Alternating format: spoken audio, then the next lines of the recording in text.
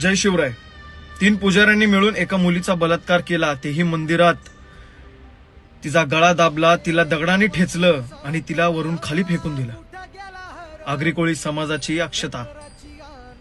घरात भांडणं झाली होती म्हणून ती मुलगी देवा घरी सुरक्षित राहील हे विचार करून मंदिरात गेली. त्या मंदिरामध्ये त्या पुजाऱ्यांनी ती एक रात्र राहिली, त्याचाच फायदा उचलला. त्यांनी तिला चायमध्ये गुंगीचं औषध टाकून तिला बेशुद्ध केलं. त्या तिघा नराधमांनी तिच्यावरती अत्याचार केला, तिच्यावर बलात्कार केला.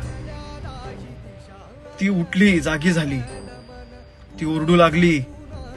त्या लोकांनी तिचा गळा दाबला, तिला दगडाने ठेचलं आणि तिला वरून खाली फेकून दिलं.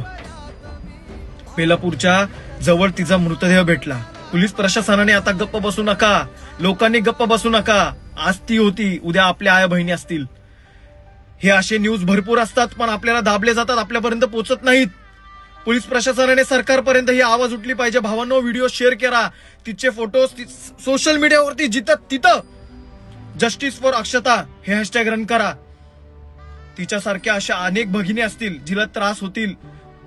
फ्युचरमध्ये नाही झाला पाहिजे तो त्रास, म्हणून आपल्याला आता एकत्रित यावं लागेल. कॅन्डल मार्च करून काय होणार नाही.